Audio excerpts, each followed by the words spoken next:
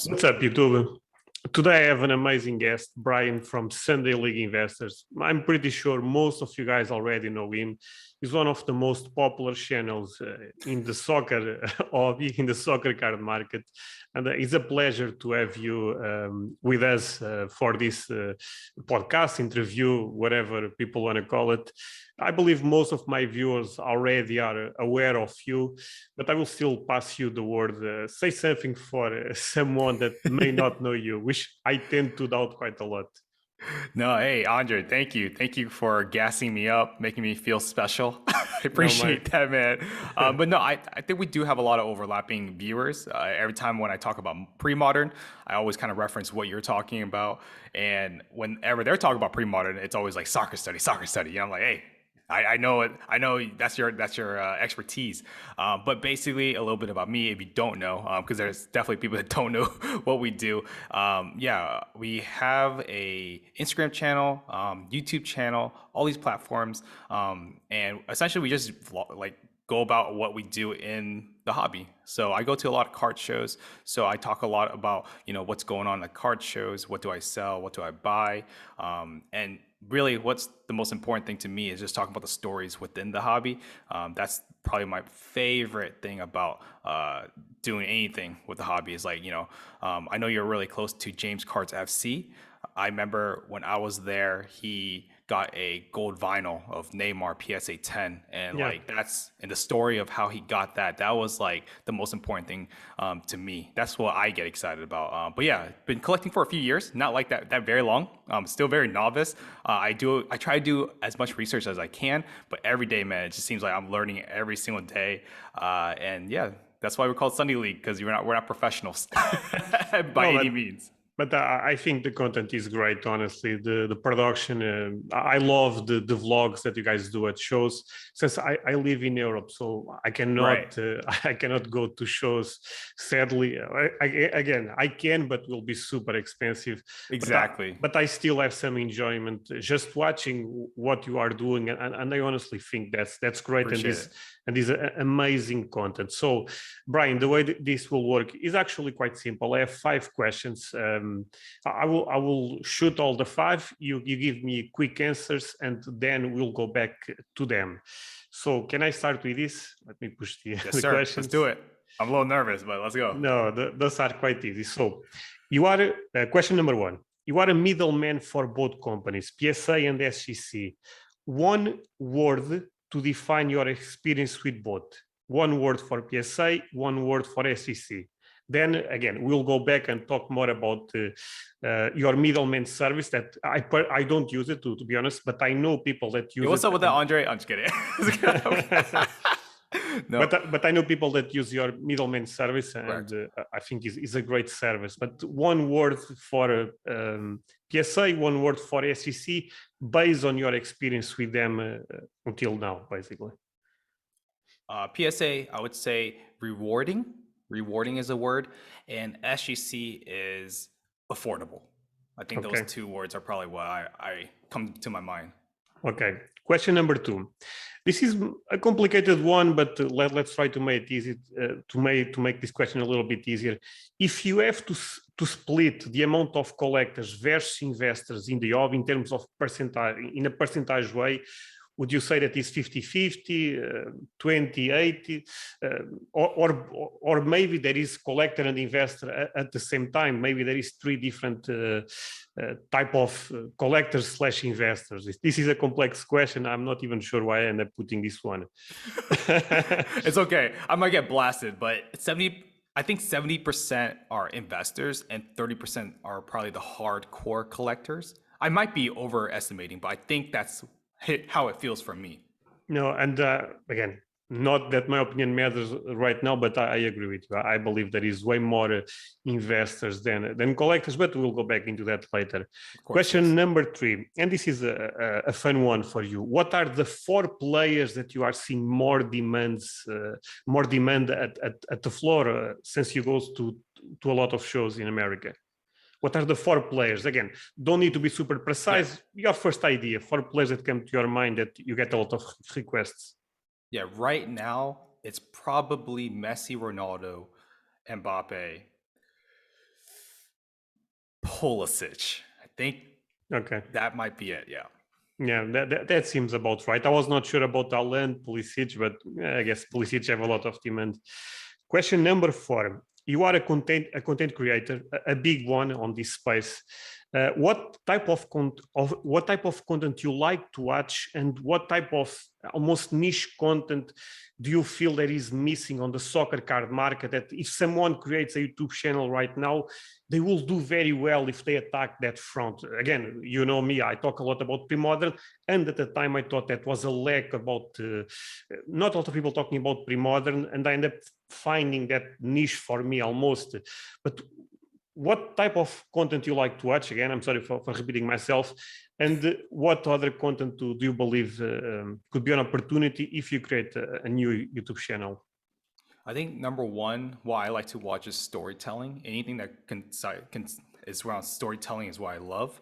And number two, I think there's a big need for more just volume of content creators in general. Like I don't care what they talk about, just more.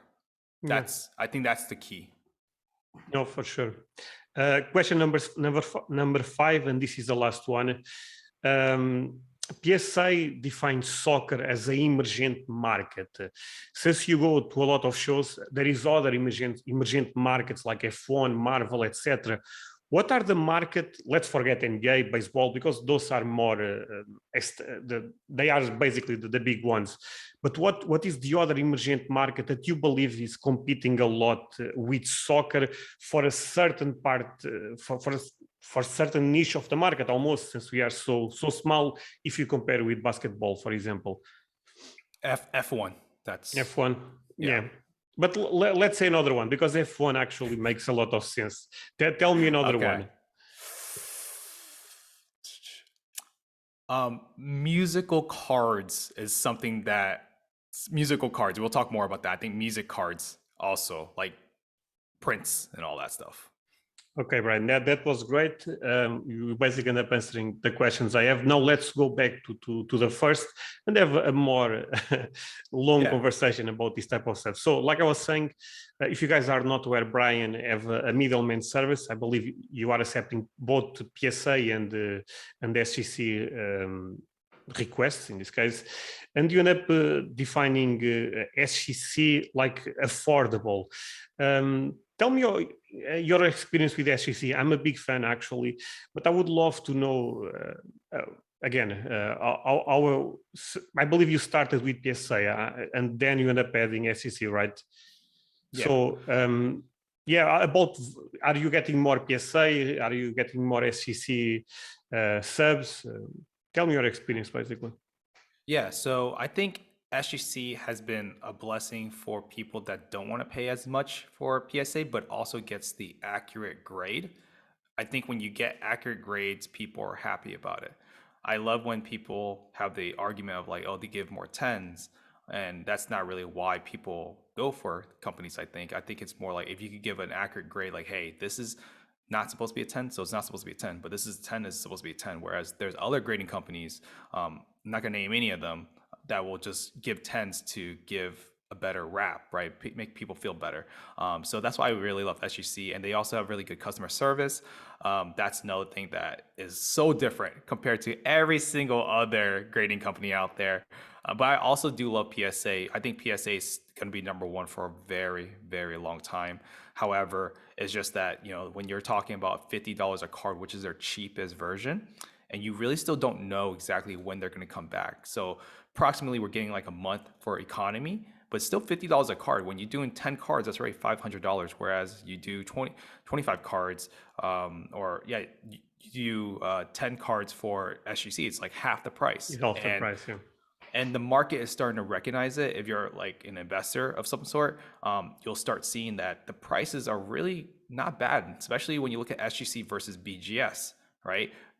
It's a For very sure. eye-opening. It's an eye-opening experience. That you start looking like, wow, BGS 9.5 is almost an SGC 10, or SGC 10 is almost a BGS 9.5. That used to not be the conversation, right? So Yeah. That's something I've been noticing, and yeah, I think the quick turnarounds are exciting, and just being able to have something that's affordable makes it fun for the hobby, right? No, for sure. Um, yeah, I think like that PSA. I agree with you. Most likely will be the number one. Again, for a long time at least is right now seems like that. I think again with new technology, who knows what's going Yeah, to that's true. happen with grading. But I think SEC is a great option, and I think they are actually making a very good job with soccer since people love to grade vintage with them, and they are grading things that PSA are not grading. Apart from that, Correct. there is the questions about the charges that a lot of people feel is unfair with PSA because, like you said, okay, you may wait 1 month, but apart from that, maybe there is extra bill that you need to pay. And I'm personally, I'm not a big fan of upcharges. Again, I'm pretty sure they are legal, but they are not moral. Okay, because in the end, they have the same. The product tends to be the same, and if they tell me they are spending more time grading one card than the other, that makes me question the company, Exactly. not even the upcharge. So again, interesting stuff. But in terms of volume, in terms of orders, are you getting more people requesting SEC submissions or PSA? If you have So to guess, basically. yeah. So it's tough because I don't necessarily get discounts on PSA. I feel like I'd probably be able to get you better numbers. So the way we do is we upcharge whatever the price is. So it's for $100, we'll do $110. That covers insurance, shipping, all that stuff, which ends up being cheaper anyways. Just when you look at competitors, it's not exactly the same price. So that kind of skews my numbers.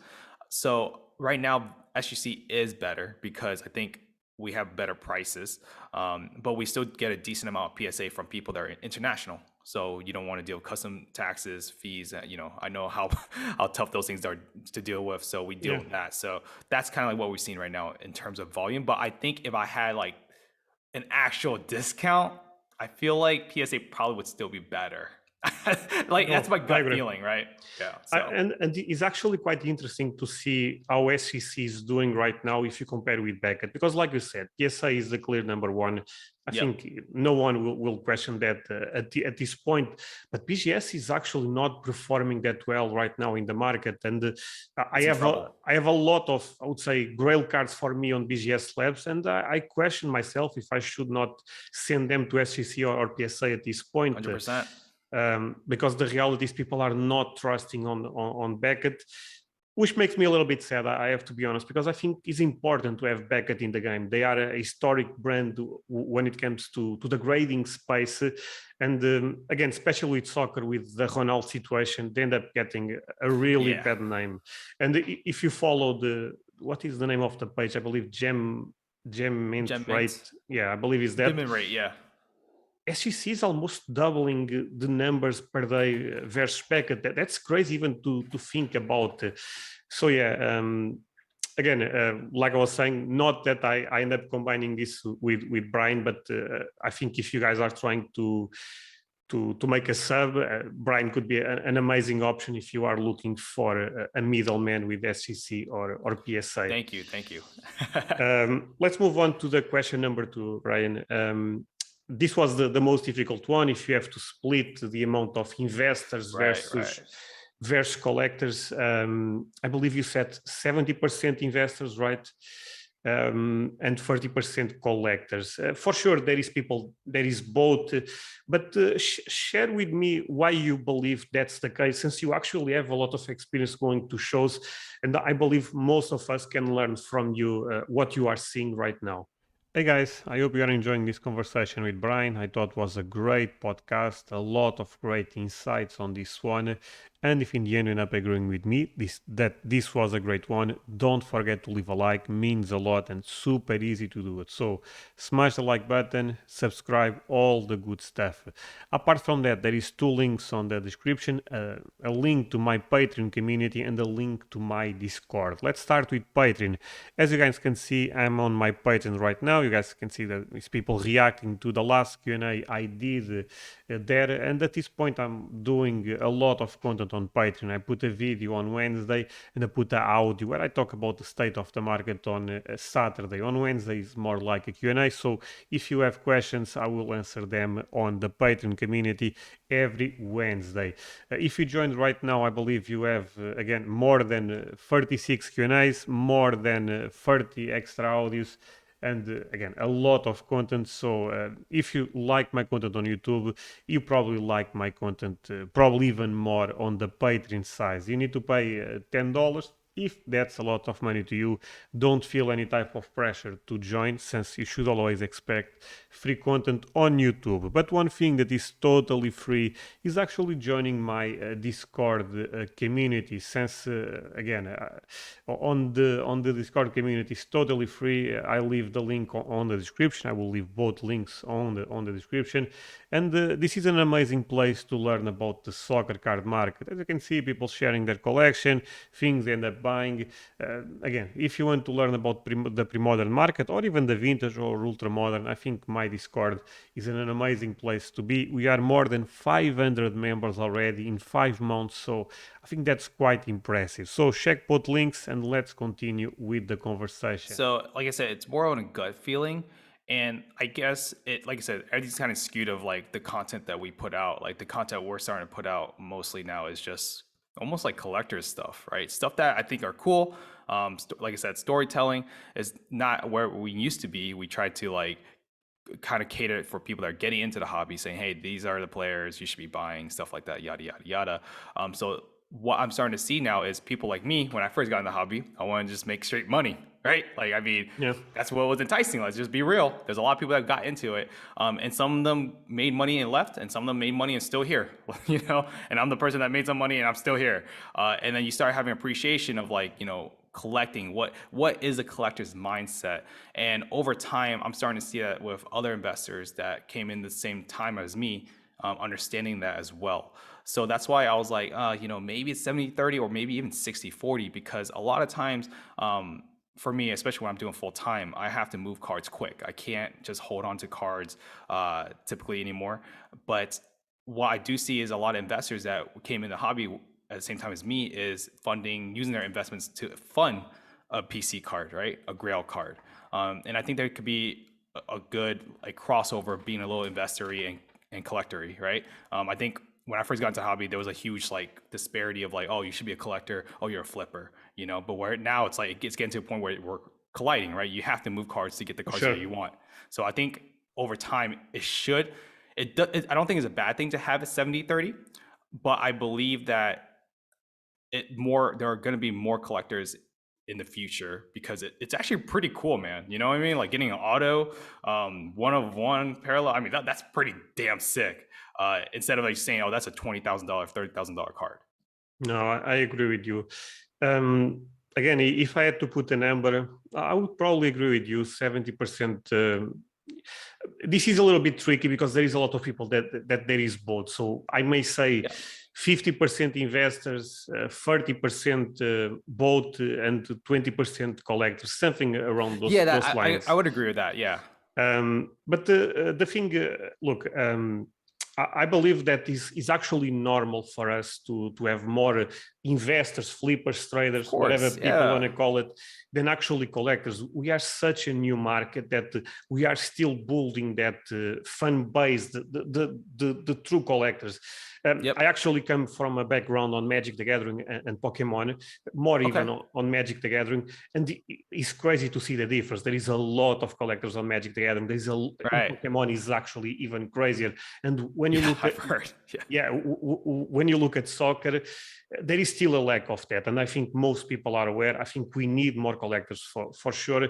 An example that I tend to give is I believe Charizard base set first edition, the PSA 10 pop total, and again, don't quote me on these numbers, but I believe is 121. And in the last 3 months, or 3 or 4 months, only 2 end up hitting the market. Messi PSA 10, the 7-on-Bs have at the pop total is 20. Look at the difference. He's 100, 100 less copies, and 2 end up hitting the market also. So you can see how switching. Yep. you know, there is a lot of new money versus old money. But look, imagine if Messi was 100 pop PSA 10, you probably saw what 50 on the market or something crazy like that. Probably not 50, but a lot of them in the market. And when you look at markets like Pokemon, and for sure, since I'm not American, I don't understand very well the baseball market, the NBA market, but I believe that they have way more collectors than us. But that's normal since we are such a new market that we are still building that core almost. Yeah, it's a good point. I hate to jump in, but like I really want to just point this out. I think, like you said, we're still in an emerging market where, like, for a lot of these guys that are holding these really rare cards, the PSA 10 71 biz, you look at 2 years ago, that was like a $20,000 card, and now you're saying it's $300,000. That's too big of disparity. And until you start switching more hands, where it's a little bit more mature, then you won't see them as much in the market, like you're saying with the Charizards. One thing that I would say, Brian, and is not me trying to be negative about the market, but I think it's fair to point this out. For example, when you look at, let's go with Pokemon again. Yeah. Those guys are holding those cards because they have nostalgia, because they played with them when they are a kid, etc. With soccer, it gets a little bit more tricky because unless you end up living in Spain, having nostalgia for the Messi 7 on Bs, again, I understand you can collect history instead of nostalgia because that card is a historic card. But even in American sports, I believe the nostalgia effect is way stronger than it is in soccer. That's why this goes actually to almost a different conversation. That's why I believe Europeans will be super important for the market because they may have that. Oh, you believe so? Okay, that's a very interesting take. Okay, yeah, this is where it's good. Like, let's have a convo about that. Yeah, so. You know, I actually believe that the Asian market is actually the one that we should be looking into. I agree that more than the Europeans, if you really. But I'm sorry, I totally agree with you. I think the Asian market and I put both together. I think those two are crucial markets. But you are correct. At least I believe you are trying to go into that point that the Asian market is more educated almost about collecting, right? Since TCG stuff like that, and even if you look at basketball, I know there is super high-end collectors. Yeah. So you have a point for sure, but I think for soccer, Europe could be also big part of the market basically. But tell me more about Asia because I'm actually quite curious. I believe you have more information than me on that front. Yeah. So like, just one second. Someone's like trying to call me, but yeah, I think in Asia. So the conversation used to be, Europe needs to get into footy cards, right? Like, that's always been the conversation when I first got into the hobby. But the more and more I look into it is like, well, it's a cultural thing as well. You know, stickers, right, is culturally okay in Europe. Like, it culturally, I think for cards, it's going to take a little bit longer than we think it's going to really take for people to accept, hey, we're going to drop 500K on a card. That's number one. Number two is, I think the Asian market has already shown that they are into cards and they're willing to spend a lot and collect just because they want to flex. And I guess maybe I am also Asian. I see a lot of like the similarities, right? People buy things just to flex on people, and there's no difference what they're doing in Asia. And I see the companies more in tune to push onto the Asian market instead of the European market. And that's what kind of made me switch, like, okay, the Asian market is probably the one that's going to be the next big thing. European market is going to be there, but I just don't know if we truly need it, if that makes sense. Which is like kind of hard. It's a really difficult conversation to have, right? It's like, it's complex. It's more complex than I could really talk about, but that's kind of like my gut feeling as well, right? No, I mean, we are talking about very complex things, and we are just predicting. Who knows? Yeah, I'm just a regular guy that just go to card shows. No, you know? So. no, but you make good points on there. Since what you said is actually quite smart. That in terms of big money, at least, is easier to imagine the Asian market doing that. Since we already can see that on basketball, baseball, etc. Since a lot of high-end cards, especially basketball, I believe, are specific. I believe in China. So yeah, you have a strong point on that. But look, one thing that I can share with you. Yeah, absolutely. Again, I want to hear it. Yeah, you've been collecting much longer, so I want to hear it. Yeah. but this is just anecdotal data that I have. But Yeah. in Portugal, if I compare 2 years ago versus now, is like night and day. Look, I'm not saying Portugal will be the next big thing on the market, Right. of course, but a lot of my friends are aware of this already. Not because I told. There is actually news when a Cristiano Ronaldo sticker sells for 100K. There is a lot Right. of people already shouting about this, and things take time, of course. I mean, I know this is a slow process, but even in Spain, I also have a couple of friends in Spain. They are telling me exactly the same, that there is a lot of people talking about Messi cards being very holding a lot of value, etc. So again, you are probably correct that the Asian market will be is already, to be fair, is already. I mean, there is a lot of Yeah. high-end Yeah. Yeah. high-end Messis in China. I'm Yeah. saying China, but since China Asia, is but in Hong Asia in Kong, general. Taiwan. And apart from that is also the culture. I mean, Japan, for example, they have a super strong culture when it comes to collecting cards, especially TCGs, of course. But it's easy to imagine a crossover between sports, TCGs, etc. But again, just to finish my thoughts, look, Pokemon in Europe is giant at this point. So, and 2 years ago, not that big. So, what I'm trying to say is, I'm not trying to compare with America, because I think America is levels ahead, Right. no Right. matter the content we are trying to compare. But I think I at least think there is a lot of good signs to be very bullish almost on the soccer card market, because Bryan, this is what the soccer card market have different than any other market, is the potential. Okay. 100%. Um, Again, in Portugal, very difficult to imagine anyone collecting baseball cards.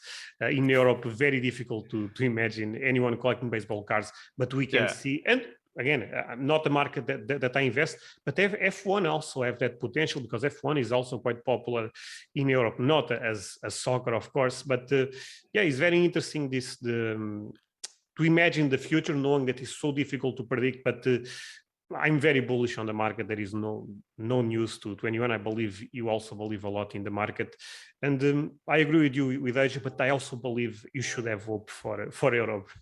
I do. I do. Okay, like don't take me wrong.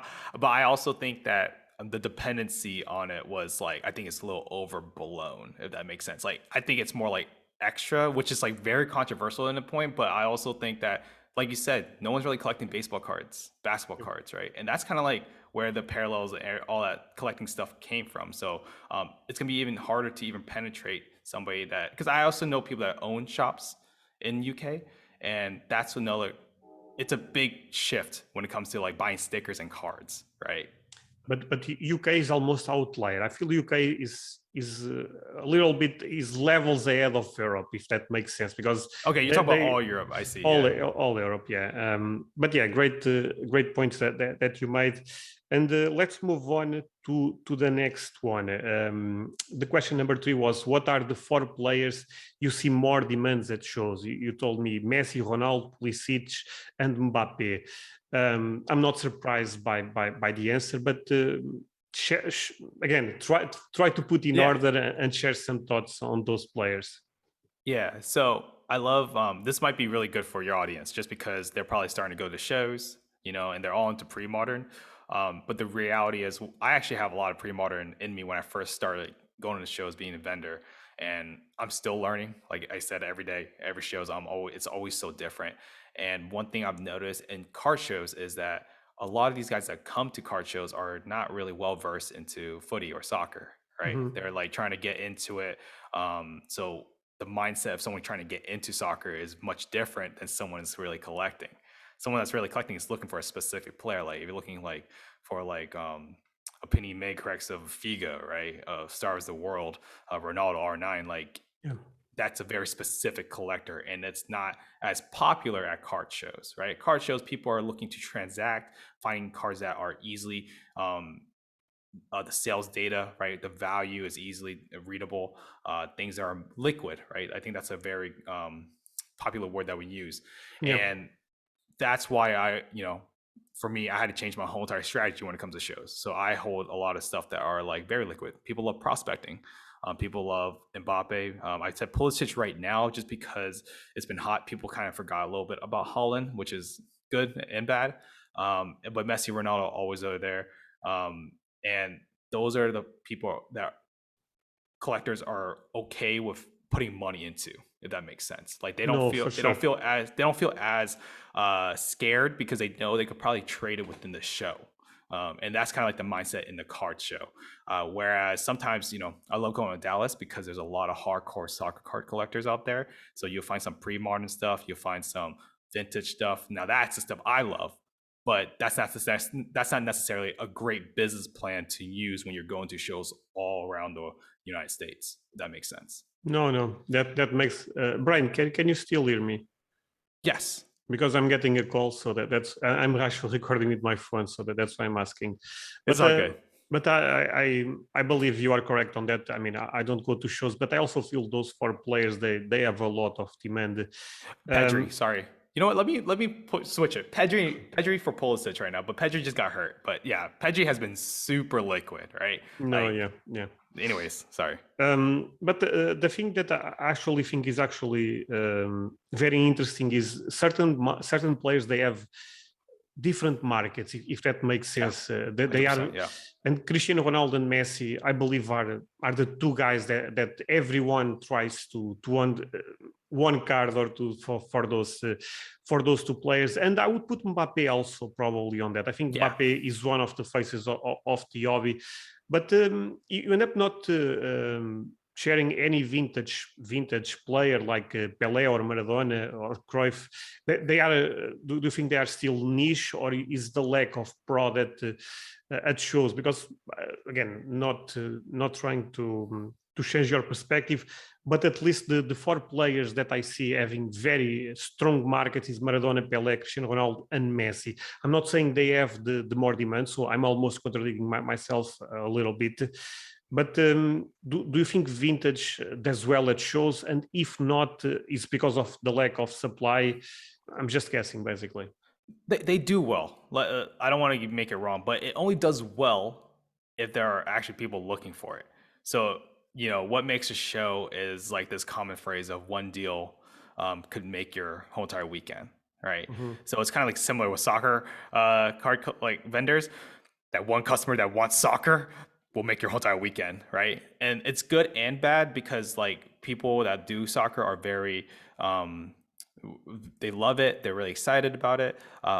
And for vintage, if you have that one or two people that are excited about it, you'll do very, very well. But the problem is you have to wait for that one or two people to come to the show, which is Oh, very for sure. dangerous. But I do think it's great. Pele, Maradona are still very, very liquid.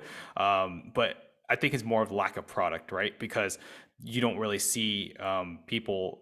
Well, at least Maradona isn't as liquid as much. It's kind of sad to say.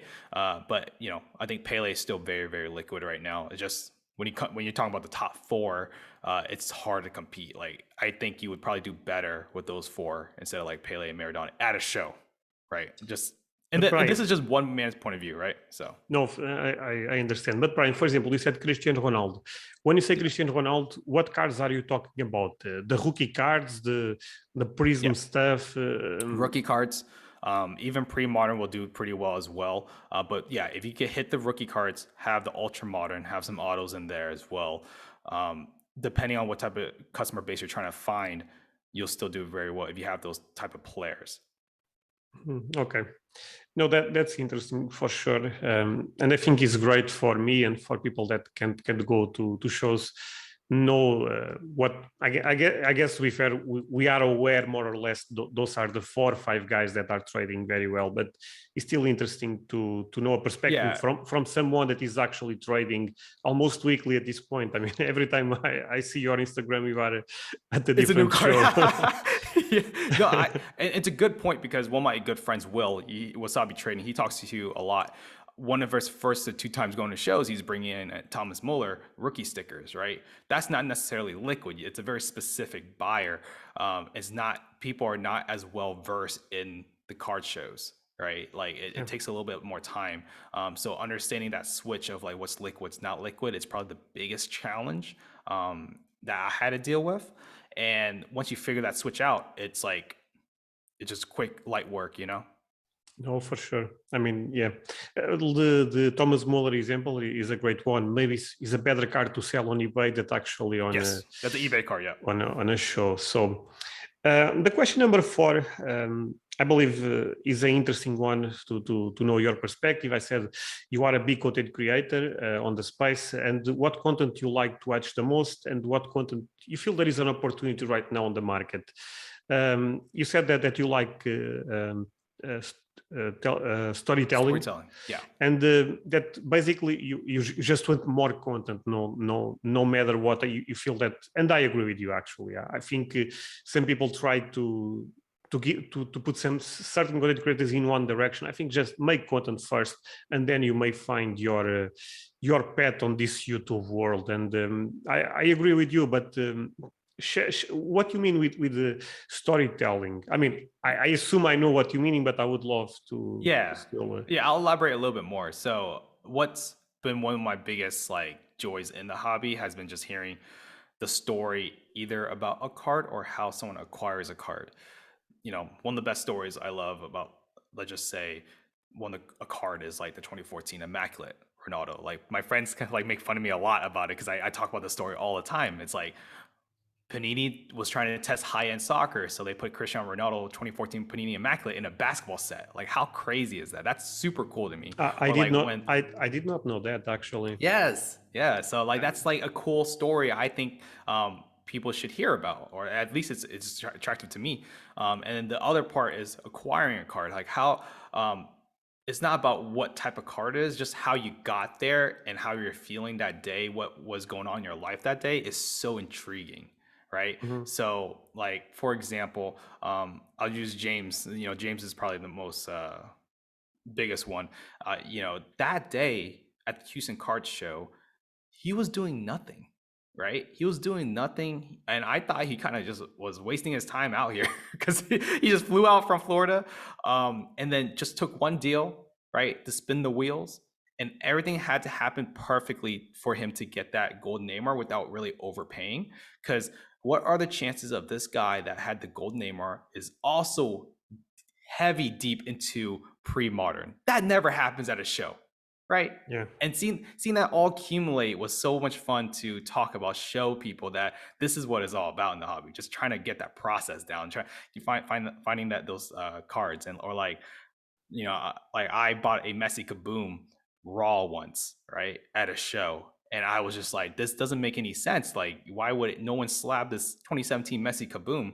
And then getting it slabbed and getting a 10 was like, whoa, that's crazy. Like, that's the stories I love, just because I think that just has more, I don't know, interest to me, right? No, for sure. Maybe I know what the hobby wants to have creating wise. They want to see more investment shows, right? Like it, I get that, but at the end of the day, that's not really who I am. Like, it's kind of hard for me to like give out players because at the end of the day, I'm moving cards so fast that it's not really doable for a lot of people. If that makes sense. No, I agree with you. No, yeah, it's very interesting to know your perspective on this. I also feel that we still need more content creators. There is 100%. so many things to talk about on the soccer card market that again, we need more vintage content creators, more pre-modern, more ultra-modern even, Everything. more people like you going at shows representing the soccer card market Everything, almost. man. So Yep. yeah, I agree with I you. Yeah, sorry. I'm getting really excited because I love talking about content creating. Is like I think there should be more. Like regardless what it is, good, bad, controversial, whatever it is, there needs to be more in soccer because it's not good that. Listen, I love that we know all each other, but it's not good that we know all each other. Like we Uh, should have a point where it's like we aren't able to know everybody that's creating content, and that's good yeah. for the hobby because you get more eyeballs in it, right? Even like trying to get someone that's into FIFA Ultimate Team, like doing more of that stuff. That's what it's all about. No, If you're going yeah, to grow the hobby, right? So that's very interesting. Actually, can share something quite funny with you. yeah. In Brazil at this point is actually, I will not say exploding for the soccer card market, but is getting very aware. Oh, okay. The two most popular big streamers on Twitch, are you aware of Twitch? Yep. Uh, they are talking about soccer cards almost every day. They actually joined soccer breaks, and I mean, I'm talking about the two biggest streamers on Brazil. I know, again, things take time. There is education, but yeah, this is very interesting to see. And even I believe is Castro, the FIFA streamer. Yes, Castro's in it too. Yeah. Sometimes he opens stuff on stream. So again, goes back to what I was saying to you a couple of minutes ago. The potential on soccer is different than any other sport, because 100%. the international appeal is honestly crazy. And I actually want to make a video about this one day, about the international appeal and about FIFA, because people don't talk about this, but I played, again, I still play FIFA until this day, and I play Ultimate Team quite a lot, and I spend so much money on that. And I believe if people are, by the way, but I spend money on that because I'm them, because I already know there is cards out there, but I still put money on the game. But I believe a lot of people are not like me if they know there is actually real cars that can hold value, and at the end of the season they don't go to zero. I think there is a potential on there on FIFA streamers and stuff like that. And I hope Fanatics, PSA, they start doing some type of, I would say, marketing almost around that, because there is a lot of potential, honestly. Yeah, I wholeheartedly agree. It's I'm sure you could attest to this. There's a lot of people that do streaming, a lot of big time people do collecting. They just kind of keep it on the down low right now. So that's the probably most exciting part, knowing that in the later years, like soccer, international, domestic, is it's gonna blow up. I mean, it's just so exciting. The sport here in America is still growing like really fast. Like there's still a lot of excitement behind the U.S. men's national team. Like people are watching that stuff, playing against Costa Rica of all teams, right? No disrespect to Costa Rica, but like who was watching a CONCACAF qualifier? You know what I mean? So, and people were upset when USA lost. But we got into the qualifiers, right? So it's like it's a different culture right now. It's like a lot of exciting things. It's like it's just good potential that like you keep saying about. Yeah. No, for sure. Again, if you compare the market that we have right now versus 2 years ago, 3 years ago, 4 years ago, I believe it's night and day, honestly. I mean, I see more people getting, I would say, smart, getting educated. And I think we should have big hopes, because, again, I know the market now is down, but to be fair, we are living in a very weird time. There is so many things going on right now in the world, but I believe, for me, this is a question when, not if, but when the market starts going up again, when you see a uptrend, a bullish trend, I think soccer is very well positioned right now to make almost a strong comeback, which is weird because we are still up if we compare with 2 years ago, for example. But yeah, I'm very optimistic about the future of the soccer card market, as everyone should expect, I would say, at this point. So yeah, let's move on to the final question. I said PSA defines soccer as an emergent market, and end up asking you what is the other emergent market that you see at the floor competing with soccer, and you end up saying F1, and I think that's the easy answer to be honest, and the correct answer most likely. But then you end up talking about music. Cards, non-sports cards, let's put that way, maybe celebrities, am I correct? Yeah. Yeah, share your thoughts on that, please. I'll be honest with you, I just threw that out there because I was like, I think F1, and let me go deeper into F1 because I don't really collect F1. I'm starting to collect vintage F1 now. I don't collect F1 at all. Okay, so I think this is actually interesting for you and your viewers, and I've been low key about this for a bit. Mind you, I've only put like 5 hours of like deep night just adventures into eBay. Okay, but I think the vintage F1 market is interesting because there's a lot of overlapping sets that includes Pele, Maradona, and big time drivers back in the old age 1950s. Okay. And like I was actually looking into how I collected Crack Golasso, Tarjatan, or Tarhatan, Pele, And like I was actually looking for the checklist and everything like that, and I realized one of the F1 drivers that's a legend, Juan Fangio, I think his name is, or Fangio. I don't know. Yeah. It doesn't really matter, but he's an Argentinian guy, one of the best drivers out there, and I realized, wow, he's actually in a lot of these soccer sets that I collect, and that was really what made me kind of say, oh wow, this is actually, I see the major overlap that's going on with F1 and soccer. And that's why that was like the first thing that came to my mind. I don't know much about the modern, ultra modern. I just know that the ultra modern stuff is very expensive, out of my league. But if someone like, your audience is curious at how they could see how they could intertwine, I think vintage F1 is very, very interesting, especially how all the checklists is kind of like the same sets and everything. And if you've been doing vintage, you kind of have an idea of the sets, which gives you a competitive advantage. Okay. No, that's interesting. Again, I'm very focused on the soccer card market, and I personally don't like F1. I don't get the appeal. Oh, shots fired. No, again, I just don't see the appeal on the sport, but I respect if other people like the sport. It's just not for me, basically. And I actually ended up talking about this in my last video, that look, if you are entering the F1 market, for me, the dangers is people that are trying to ride the next new wave. So they 100%. Yeah. 1 year ago, they end up trying to make money in soccer. Right now, they are going We've seen this. Yeah, we've seen this before, Prism. Remember those days? Exactly. Right now, they are trying to go to F1. Then they will try to go to Marvel. Then they'll try to go to WWE. And the problem with that is, at one point in time, things will not work for you. I honestly believe in this. If you keep riding waves, and there is a lot of people that are very good with this, which I'm very surprised, because I'm not able to do stuff like that. But I personally believe that value investing tends to be the best way to approach the market. Get very good at one market.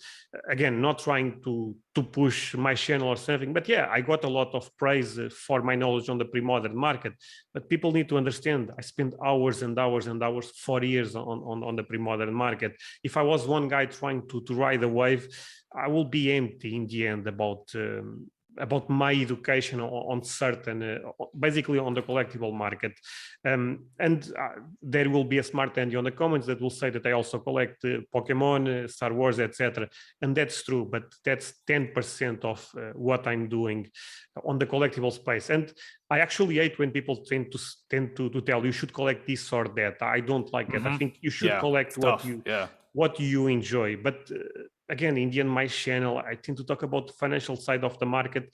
And if I can provide one advice, no financial advice, of course, is that again, it's a tough. Yeah, but you should stay focused. You should learn. You should become an expert in one area. If you keep jumping from sport to another sport, even if it's working for you right now, I don't think that will be a strategy that will work in the long run.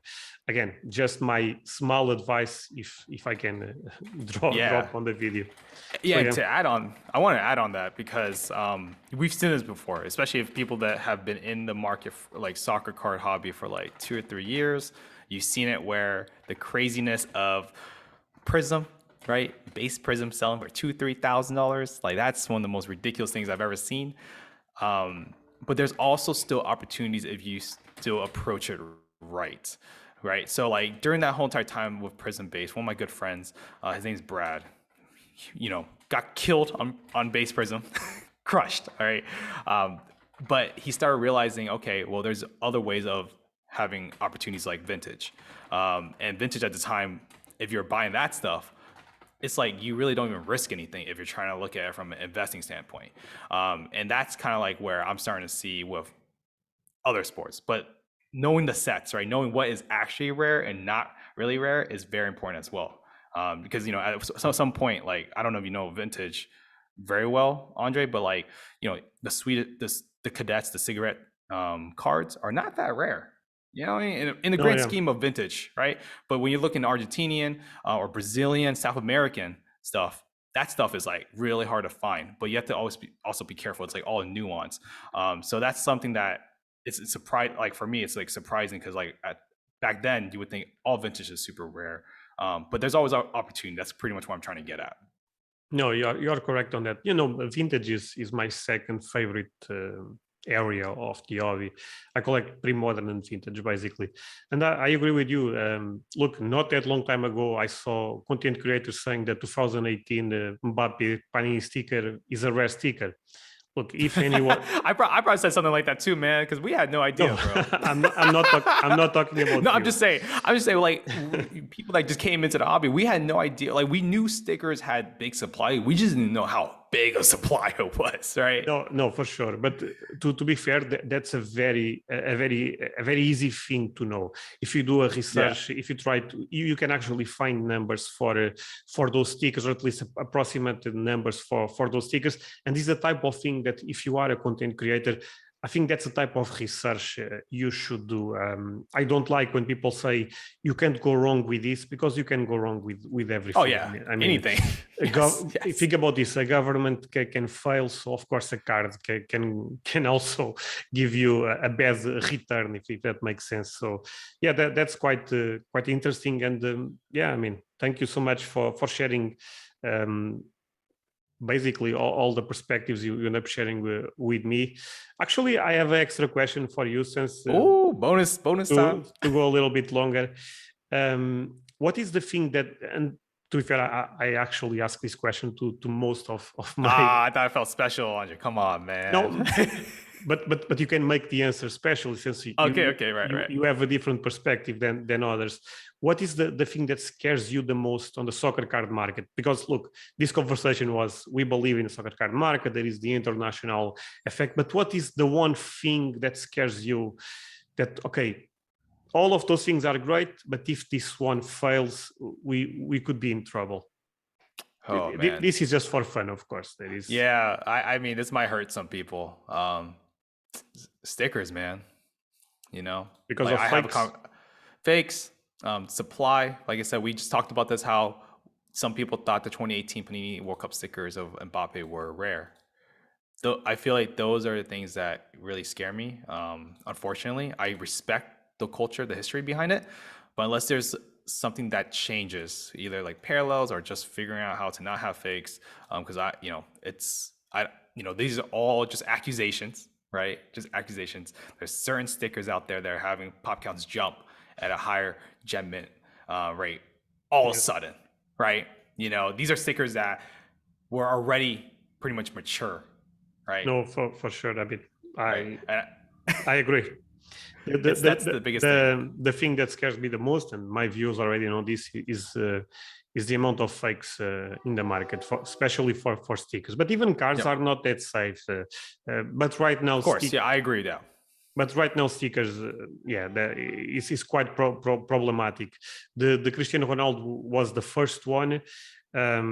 But to be fair, I mean, BGS was just awful dealing with that. I mean, Oh man. they end up grading 100 stickers in 2 or 3 months, and they thought that was normal. I mean, come on, at one point in time, they really need to wake up, because what are you doing? I mean, they end up grading 100 stickers all of a sudden, and they don't even question everything. I actually tried to contact them at the time. I called them at the time, but basically was just talking to a wall. Was the same thing. There's like, who are you? Soccer study? No, but I really try. And right It's now, tough, yeah. right now the ST sticker is also facing a lot of accusations, let's say. It's tough. And most people don't even know how to tell the difference between a fake and a real one.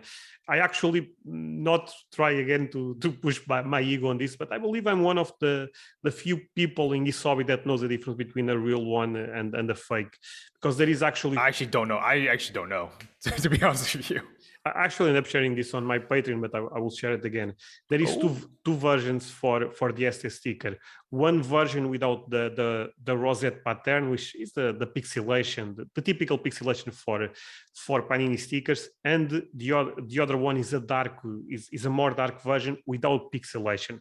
Normally, without pixelation, people say that's fake. Actually, it's not fake. It's actually the most popular version for the ST sticker. So there is two versions: the dark one and one a little bit more clear with pixelation. The problem with that, the guys trying to make the scam, they end up making a huge mistake. They end up putting pixelation on the dark one. Aish. So automatic makes three versions, and I was not aware of three versions for so many years. And by the way, there will be people on the comments that will debate me. There is a third version. They are wrong, but it is what it is. So, but yeah, what I end up sharing with you, not trying to shots fired. I doubt those grading companies are aware. Honestly, I really doubt. No. Well, I will say this. This is the craziest part, right? The essay sticker when I was growing in the hobby was that the conversation was that was the rarest thing out of his rookies. Bryan, That's you are correct.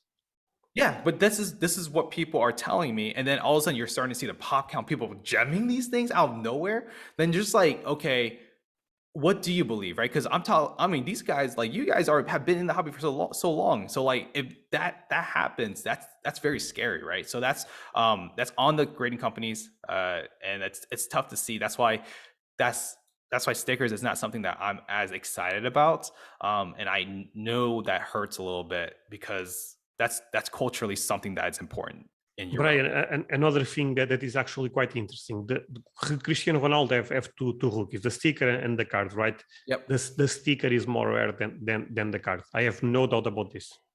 Crazy. But right now, maybe the pop is not showing that. I'm not sure how much is the pop. I have no for idea BGS. either, but it used to be like that, bro. Yeah, it's crazy. No, the sticker is more difficult to find. I live in Portugal. I mean, I actually, Yeah. by the way, I opened that sticker when I was a kid. So I've been dealing with that sticker for 20 years. That Right. sticker is more rare than the card. I can still find, I would not say easy, but I can still find the card in Portugal. The sticker is very tricky, honestly. Not saying it's impossible, of course, because like you said, the production is not as small as some people tend to think actually. But the sticker is actually more rare. Same logic with the essay sticker. I tend to track the eBay Spain all the time, websites in Spain, and I saw 7-on-Bs all the time. I saw the Campeones. Campeones are probably the most common ones.